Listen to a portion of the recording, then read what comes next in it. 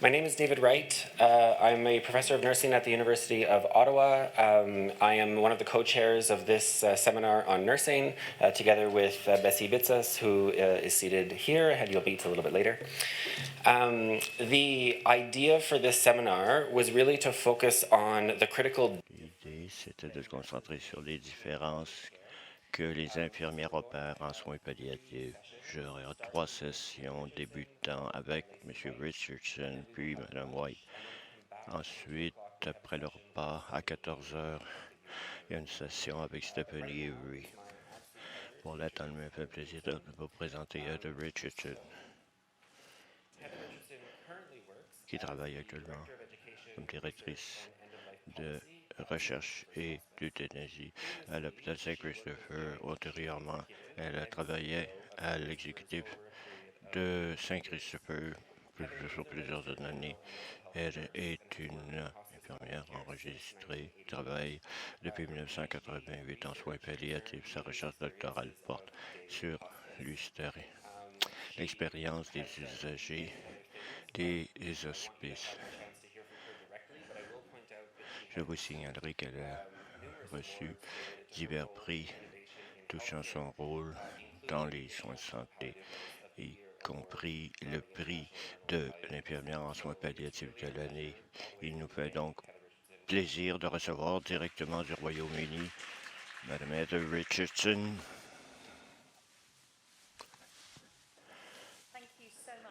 Merci. J'avais hâte d'entreprendre une discussion avec les gens dans la salle, surtout mes collègues infirmières. Alors, s'il vous plaît, pourriez-vous lever la main si vous êtes infirmière? Merveilleux. Je voudrais vous parler maintenant des avancées de notre pratique, comment nous développons notre profession et protégeons ce qui est le plus important en soins palliatifs. Si je vous dis, si vous êtes quelqu'un qui n'est pas infirmière, pourriez-vous également lever votre main? Merci, merci beaucoup d'être venu, car en fait, nous avons besoin de vous pour nous permettre de faire une critique de l'extérieur de ce que nous faisons et de mieux nous acquitter de nos tâches. Je vous parlerai un peu de l'avenir des soins palliatifs ou des avenirs possibles. Et vous amènerez à penser à problèmes contemporains en soins palliatifs et comment les soins infirmiers peuvent offrir quelque chose et aller de l'avant. Débutons avec des salutations des gens de Saint Christopher's. C'est là où Cicely Saunders a débuté ce laboratoire pour avancer les pratiques et fonder des pratiques fondées sur les données probantes. Et récemment, nous avons bâti un centre pour les soins pour les gens souhaitant l'euthanasie et pour éduquer le public en soins de fin de vie. Et nous serions heureux de vous voir venir et travailler avec nous. Nous débutons l'histoire avec sa fin. Si nous devions développer notre profession et avoir confiance, l'exercerions pour quelle raison? Pour maximiser le meilleur de la vie pour des gens pour qui la vie arrive à son terme. Et je vous présenterai Bridie, la mère de mon amie Mary Cooper, qui m'a aidé à réfléchir aux soins l'avenir des soins palliatifs. C'est elle qu'on voit dans le lit. Elle tient une flûte de champagne et souhaite une bonne santé à sa fille Elaine, qui a 60 ans. C'est son 60e anniversaire. Maintenant, ce que j'aime de tout cela, c'est qu'elle n'est morte que 3 jours plus tard, mais elle est dans son propre lit. Et pour moi, c'est une image où elle semble à l'aise, confortable. Elle sait qu'elle a encore de la valeur et qu'elle est rattachée à sa famille. Et c'est cette fin que je souhaiterais pour les gens qui me sont le plus proches que pour moi-même et que j'espère donner aux gens qui sont confiés à mes soins.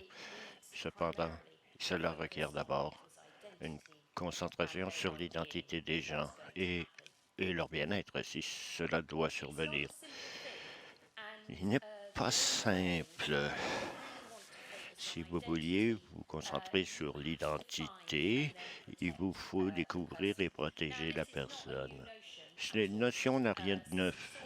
Cicely Saunders en a parlé. On a vu la citation plus tôt ce matin. C'est peut-être le mieux de ce qu'elle a pu dire et on y recourt souvent. Mais on l'applique moins qu'on en parle, mais c'est moins une inspiration de plusieurs. C'est difficile même dans le meilleur des cas. Et je vous dirais, ce l'est encore davantage dans le contexte d'aujourd'hui. L'une des raisons de cette difficulté, c'est que les gens meurent d'une manière qui met à l'épreuve leur personnalité ainsi que la structure des soins de santé et les values sociétales. D'un point de vue, par exemple, du Royaume-Uni, je vais vous dire ce que je vois, mais j'aimerais vous entendre me dire si c'est semblable ou différent de ce que vous vivez. Mourir en 2022 me semble bien différent que l'expérience que j'ai connue au début de ma carrière à la fin des années 80. À l'époque, je ne m'occupais que des gens en cancer terminaux, des gens dont la trajectoire était facile à prédire. Et si ça n'arrivait pas, eh bien, c'était une bonne nouvelle. Dans le monde d'aujourd'hui, les patients à Saint-Christopher's, moins de la moitié, plus de la moitié meurent dans la fragilité et dans une trajectoire qui est très incertaine, caractérisée par des besoins et des problèmes multiples. Et les personnes dont nous nous occupons sont isolées, non seulement socialement, mais à toute fin pratique aussi. Ajoutons à ceci comment les structures de santé fonctionnent. Vous commencez à saisir la complexité, à s'attacher à la personnalité des gens. Vous savez, ces structures sont plutôt comme une chaîne de montage.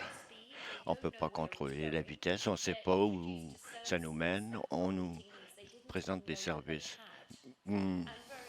Souvent, les patients n'ont aucune idée de comment réagir à l'autre.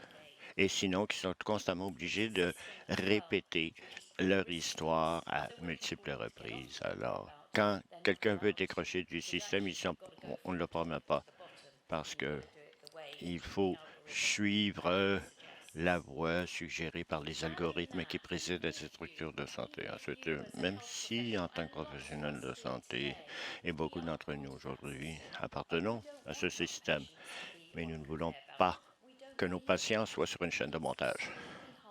Cependant, c'est extrêmement difficile de permettre à nos patients d'en décrocher. Ça n'a moins à voir avec le pouvoir du système que de la société dans laquelle nous tentons de travailler. Même si, comme professionnels, nous décidions que nous voudrions travailler en partenariat plus étroit avec des gens qui ont besoin de nos soins et leurs familles et les aider de décider s'ils veulent s'engager dans ce système, eh bien, les values sociétales travaillent souvent à notre rencontre. Si vous n'avez lu ce livre, c'est écrit par un Américain. C'est l'histoire d'un médecin généraliste et qui décide, sa femme et lui, dans leur soixantaine, qu'ils mettront un terme à leur vie quand ils auront 80 ans, car ils redoutaient tellement le vieillissement qu'ils sentaient qu'il ne leur resterait rien.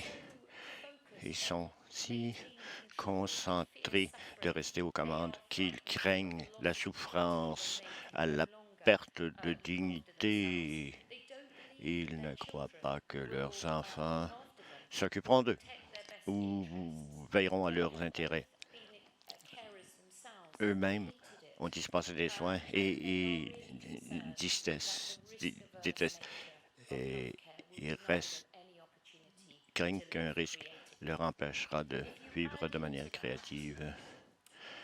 Ajoutons à ça les peurs des gens autour de l'économie ou de la crise en Ukraine ou dans le Royaume-Uni. On voit comme la qualité de la vie en fin de vie est plus difficile, encore plus difficile à réaliser. Allison est ma collègue qui est morte il y a quelques semaines. Elle gérait les finances à Saint Christopher's et je suis allé la voir à sa demande dans une aile dans le centre d'oncologie à Londres. On a reçu un diagnostic tardif de carcinome ovarien. Et quand je l'ai rencontrée, cette femme qui normalement serait maître d'elle-même et était atterrée. Elle n'avait aucune idée de ce qui lui arrivait. Elle s'inquiétait de ses enfants qu'elle n'avait pas vus depuis quelques semaines. Elle n'est pas sûre si son médecin était un chirurgien, un oncologue ou un endocrinologue.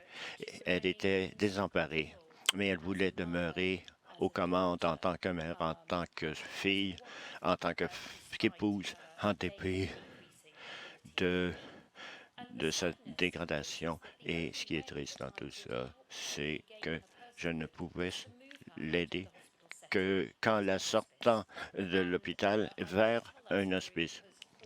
Je ne répète pas cette histoire. Les gens, par exemple, pouvaient entrer en contact avec elle à l'hospice en tant qu'ami, en tant que collègue ou quelqu'un qui avait des jeunes enfants. Et dans les 7 qui se sont écoulés entre aller venue à l'hospice et mourir, elle a pu exercer beaucoup des choses qui étaient essentielles pour la sortir de son anxiété. Donc, si vous avez ce dilemme comme Allison l'a connu, qu'allez-vous faire? Bon, je dirais faire appel à une infirmière. Voici une photo. Eh bien, rapidement. Et pensez à ce que vous voyez. J'ai pris de notre histoire orale de Saint Christopher's. Ça date des années 1970, vraisemblablement. Il y a tant qu'on peut lire dans cette image et que j'adore, et pas le moins. L'infirmière qui s'assoit sur le lit, en tablier,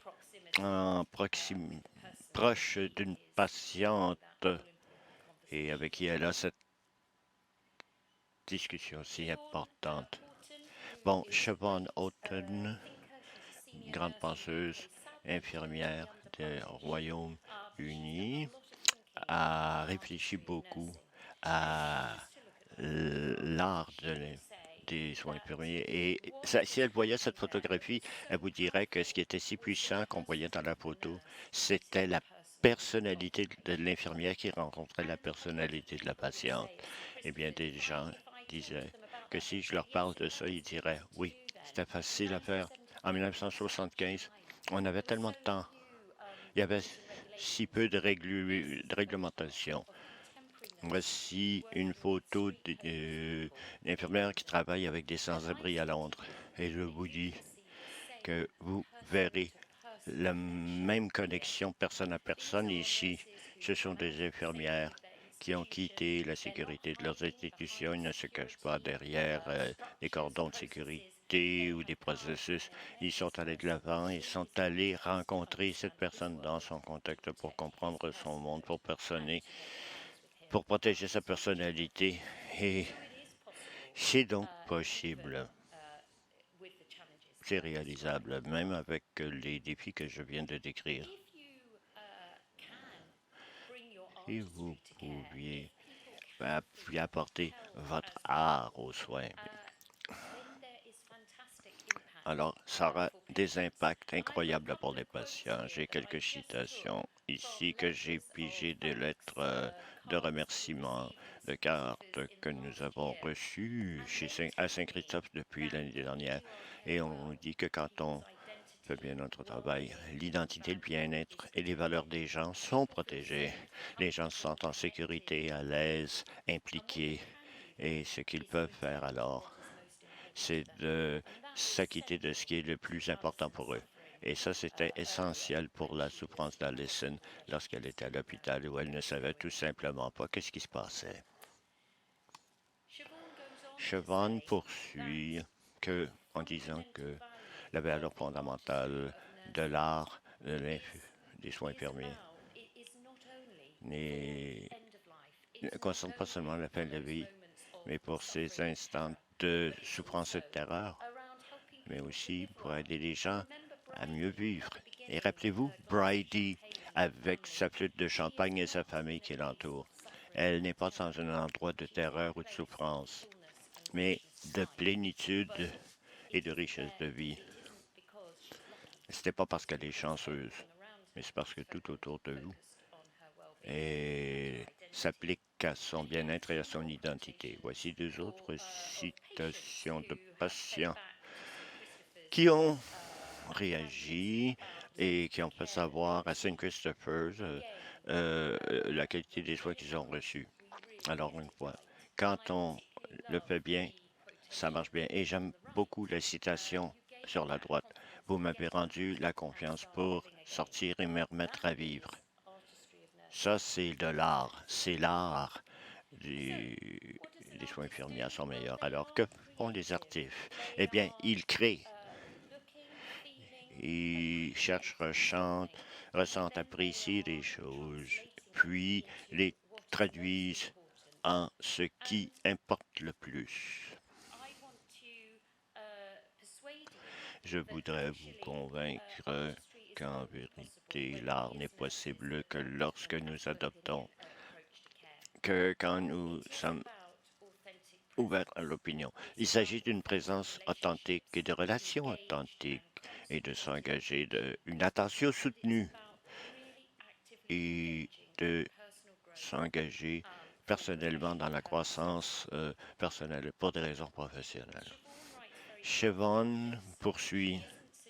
Elle ne suggère pas un instant que vous ne devriez pas aussi vous occuper de l'aspect scientifique des soins.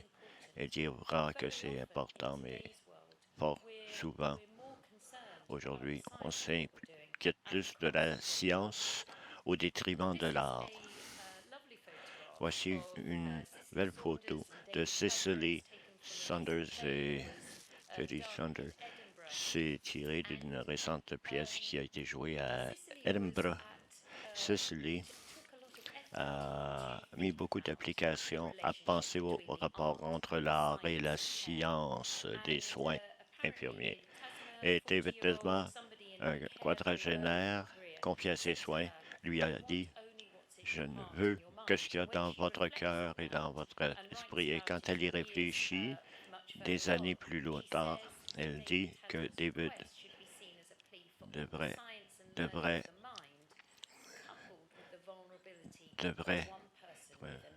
nous montrer ce qu'est la vulnérabilité d'une personne. Non.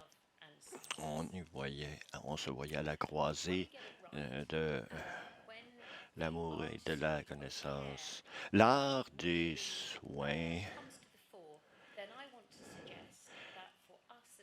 pour nous comme infirmières, nous pouvons avoir un impact important dans notre vie professionnelle, mais également dans nos vies personnelles. Je voudrais maintenant parler des autres éléments. Une recherche qui a été faite par Mara Pratio a publié et étudié l'importance de la gratitude en soins infirmiers. Et souvent, ce que nous faisons consiste à s'engager avec des gens, les connaître. Et nous arrivons dans notre profession parce qu'on est mené, parce que nous appelons la vocation. Donc, quand vous faites la bonne chose, aussi dur soit-il, c'est ce qui vous maintient.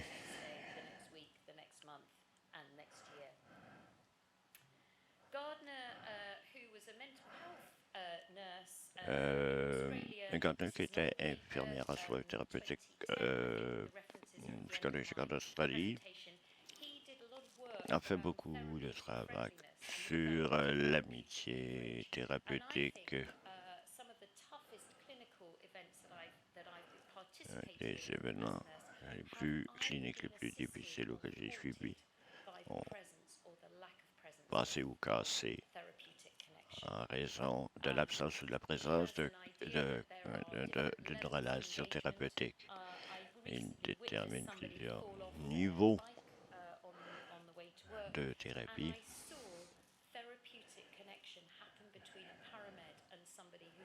Et j'ai vu cette connexion s'établir entre un paramédic et quelqu'un qui avait eu un accident de vélo et cette relation s'est enclenchée en quelques secondes.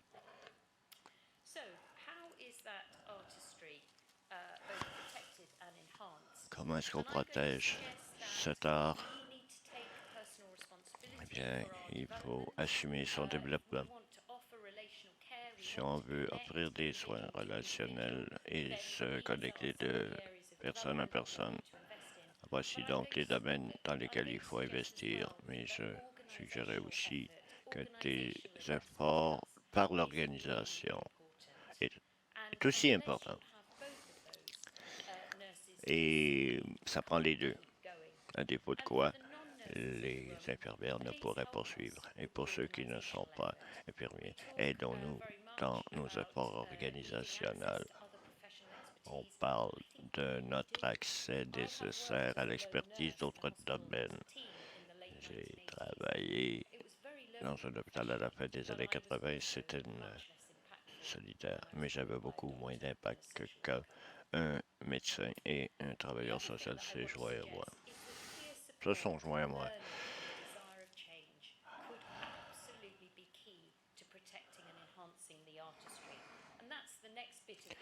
Voici l'autre partie de cette présentation. Que pourrions-nous faire ensemble?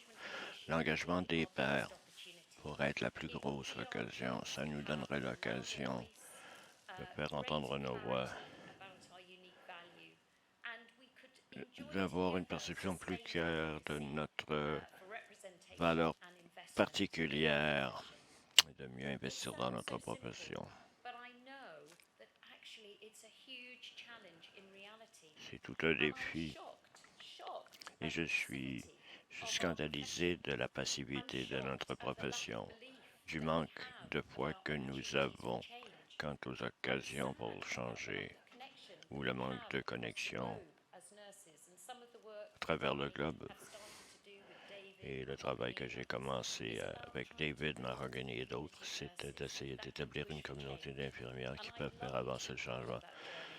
Et je voudrais que vous en fassiez partie.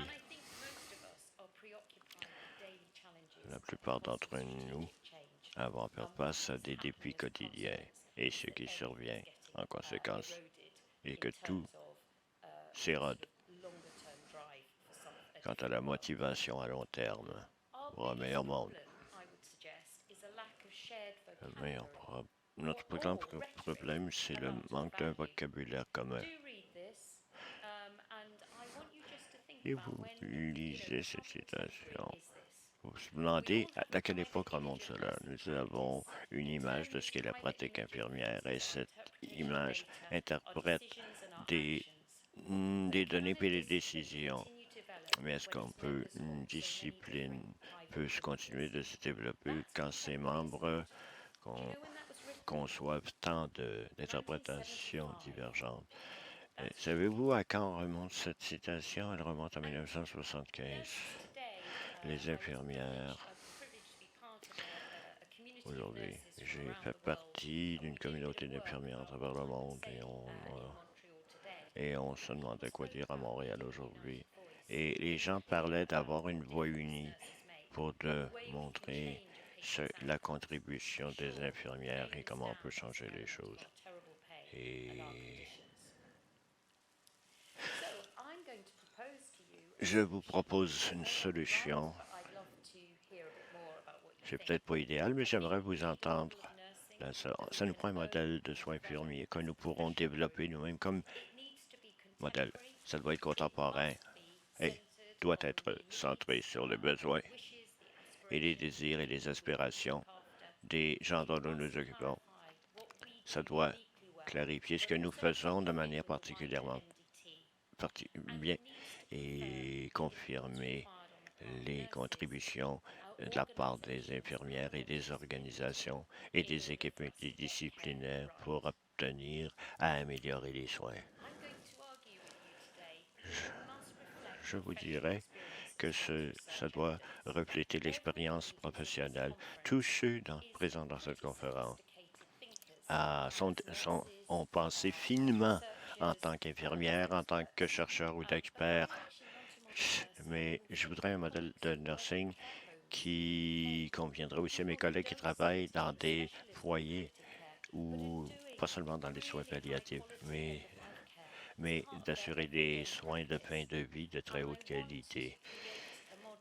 Je vais créer avec vous un modèle qui reflète lors des soins en séance. Alors nous débuterons avec la pratique.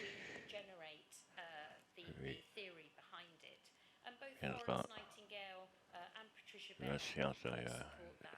Ce sont là des idées que Florence Nightingale aurait appuyées. Et donc cette idée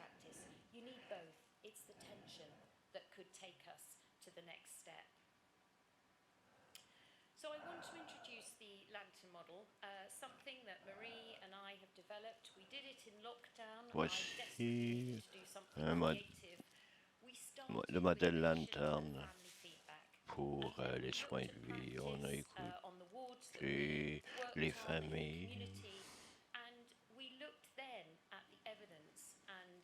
On a cherché les données et la congruence de ces données avec l'expérience, et je voudrais remercier les gens dans cette salle qui nous ont aidés. Model of person-centered care developed by Brendan McCormack and his colleague, please tell me her colleagues, Tanya McCants. And we have tested it around the world with practitioners. And for most people, there is a very high resonance with their practice. So I'm going to show you an animation now that brings the lantern model to life. It is not something that I want I'm expecting everybody to take on lock, stock and barrel, but could it be the beginning of a conversation? As nurses, our skills and experience guide us in caring for someone at the end of their life. We know that death can feel uncertain or frightening, and that those in their care seek comfort and reassurance, but also wish to feel like themselves in the time that they have. We know the power of listening, of connection, and of caring, person to person. Our work takes compassion, generosity, confidence, and courage, although we're often too modest to say so. But to do our best, there are things we need too. Space to care, support from our professional peers, and ongoing investment as acknowledgement that what we do is invaluable. As nurses, we carry all this knowledge of care in our minds and our hearts. We are artists as well as scientists in our efforts. But how do we explain our experience and our needs to others? How do we share the wisdom? Introducing the lantern model, capturing the best experience of nursing at the end of life. The model starts with the outcomes that are most wanted and needed by the person facing the end of life. We respond through our offer of care and support, connection, help with planning, coaching and caring, and being present as someone's condition deteriorates. Add in support from the multidisciplinary team and the conditions in which nursing thrives. And finally, the personal attributes which make the best nurses. Our model creates a flower, the lantern flower. It survives in the most challenging conditions to share its beauty, just like nursing. The lantern model, a unified way of thinking and talking about the work we do as nurses.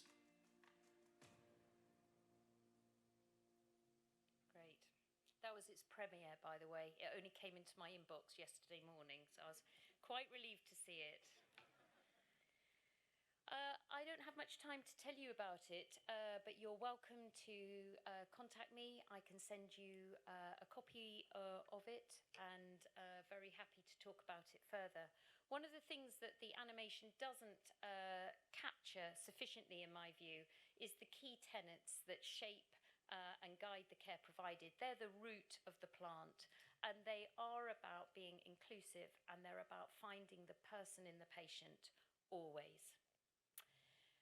One of the things that's important to say is it is multi-layered, but it is the interconnectivity of the different elements that's key, and it is what helps to show everybody what's unique about the nursing part of it.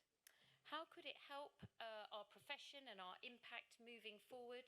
It could be the start of conversation between nurses around the world. It could be the beginnings of a shared language. It could be a reawakened appreciation of our character, a collective confidence about what we do well and differently from everybody else. It could be confirmation of the support that we require, both as individuals and a profession. And I don't want that to remain as it is. I would love anybody who's interested to take it and contextualize it. It should be the start of a conversation. If we did it well, and not necessarily just with the lantern, but if we were to start to be a global community of nursing, I think we could maximise impact on the part of nurses. If we were confident about what we did and our professional colleagues knew best how to support us, then we would deliver high quality care, people would die as they lived. And I think you would get an outcome which was that death and related care was better understood and shaped how people use services in the future. But it's not just about our impact, it's about outcomes of care. And I think if we were to rally and really work together, we could achieve a stronger experience of dignity and respect. People could be confident of what's happening to them. They could retain their personhood, and the people left behind could integrate loss into future life and experiences. And that's the virtual circle that we need to get to. And then there is societal benefit, and I think this is important. Actually, if we were stronger, there might be earlier engagement in end of life, there might be greater confidence in services, there might be more interest to share risk and opportunity. And for the families, for the carers, for neighbours, for friends, a desire to participate and improve care for others. So I'm going to finish now, and hopefully there are a few minutes for conversation. But I would love to hear from you. Do we want a different future? As individuals, as teams, as a profession? Could we work together across systems and the world to capture the richness of nursing at the end of life and to lobby for greater attention? Could that model have value? Doesn't matter if it doesn't. And if it does, where does it require modification? Where does it need further elucidation and development to make it our model for contemporary conversations? Thank you very much.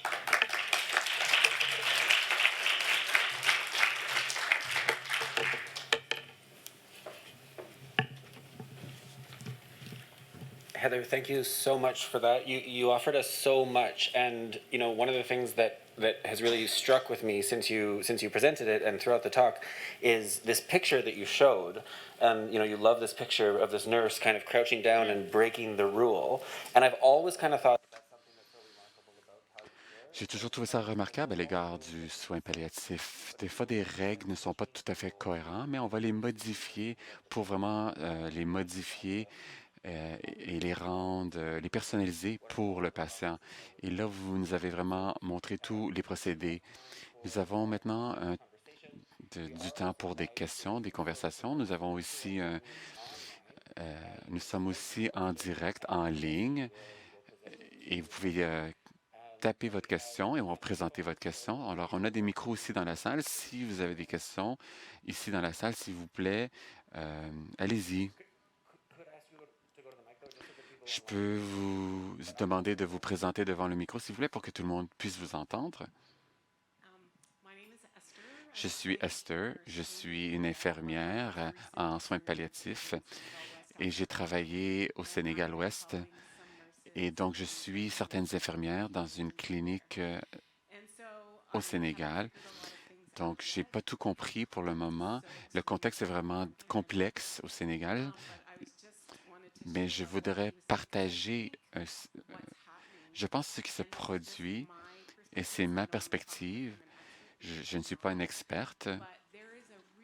Il y a une dissonance entre l'éducation de l'Occident et les autres types d'apprentissage ailleurs. Et la médecine occidentale a été vraiment élevée et ceci produit des écarts. La clinique où je travaille, le personnel était 3 pour 1. Il y avait 3 membres de personnel pour un patient. Les infirmières étaient tout le temps dans la salle. Elles faisaient des farces avec les patients. Elles s'assoyaient dans leur chaise roulante. Donc, j'ai jamais vu des lavages de mains. J'ai jamais vu des gants, qu'on mettait des gants. Mais il y avait vraiment un lien, vraiment un très excellent, un beau lien avec le patient que j'ai ressenti un défi envers moi. C'était difficile pour moi d'être présente et ne pas être vraiment fixée sur le fait que les gens ne mettaient pas des gants avant de mettre euh, créer une injection ou quand les infirmières étaient assises sur le lit avec eux. Mais la beauté cependant de leur lien avec le patient, et j'ai passé 6 mois dans cette clinique. Les gens mangent, tout le monde mange ensemble au dîner. Les gens ne sont pas bien payés non plus. Personne émettait des plaintes à l'égard de leur travail. Les gens étaient vraiment très concentrés sur le bien-être du patient. Mais avec mon éducation occidentale, je m'accrochais sur certaines choses. Mais bon, cela dit, je retourne la semaine passée et je vais faire un cours de 3 heures en soins infirmiers, en soins palliatifs. Et oui, je serais très heureuse de parler avec vous. Et nous avons vraiment un programme global très inspirationnel en soins palliatifs. Et je suis d'accord avec vous. Je pense que notre plus grand défi dans, dans les pays à haut revenu, c'est le côté juridique et trop réglementé, le contexte très réglementé à laquelle nous travaillons. Les gens sont souvent épuisés. C'est vraiment ce qu'on entend euh, au Royaume-Uni post-COVID. Mais ce que je vois, c'est vraiment un soin transactionnel. Et c'est vraiment mon inquiétude par rapport à l'avenir pour pouvoir fournir vraiment des bons soins en fin de vie. Donc, c'est vraiment très facile de laisser de côté de soins relationnels, ce qui est vraiment au cœur de l'approche que l'on décrit. Et si on passe à des relations transactionnelles, je pense qu'il n'y a plus de différence entre ce qui est pire. Je pense que notre travail serait peut-être équivalent au travail robotique. Bonjour, je suis Paulette. Je suis une infirmière dans un site rural à domicile et je travaille une fois par semaine avec un physicien. Je suis relativement autonome, mais je trouve que la séance de ce matin et celle-ci sont très bien liées. Lorsque je rentre dans un hôpital pour vérifier un de mes patients, je vois un groupe d'infirmières qui sont très épuisées. Et ensuite, les soins qui sont fournis, c'est une conséquence de cette fatigue chronique. Donc, on pense des patients, on parle des soins de patients, des soins de famille, mais on oublie aussi parfois les soins centrés sur l'équipe. Et parfois, on oublie comment travailler ensemble et de se lier, d'avoir des connexions ensemble. Donc, je vous remercie pour votre travail. Je vais présenter les éléments de votre travail et je serais vraiment très heureuse. Je voudrais savoir comment on pourrait améliorer les soins basés sur la centralité de l'équipe. On a parlé des modèles de famille, on a les théoristes en soins, mais où on échoue souvent, c'est de savoir comment on débute le dialogue. Si on pourrait dire, vous avez l'air fatigué aujourd'hui, que puis-je faire pour améliorer votre sort? Je pense que le modèle peut être un appui parce que les exigences organisationnelles pour vraiment appuyer les infirmières. Lorsqu'on parle des espaces de soins, on parle vraiment aussi de l'espace physique, aussi on parle de temps de réflexion et on doit aussi réfléchir au développement professionnel, ainsi de suite. Donc, je pense que lorsqu'on créait le modèle, on réfléchissait vraiment beaucoup le degré à laquelle on devrait relier les procédés infirmières avec le ADT. Et je suis heureuse de les voir ensemble parce que si les infirmières ont accès à une offre multidisciplinaire, elles ne pourront pas augmenter leur impact. Il y a une alchimie qui se communique. Et donc, il faut avoir une connexion entre les procédés des infirmières et le travail de l'équipe multidisciplinaire. Il faut assurer une inclusivité et une approche centrée sur la personne. Et on doit vraiment travailler sur ces liens. Si on regarde les soins infirmiers de façon isolée, on fait juste perfectionner un ingrédient dans le gâteau. Je devrais peut-être pas toujours mélanger mes métaphores. Bon, je suis un peu nerveux, mais bon, je suis un physicien en soins palliatifs. Donc, nous essayons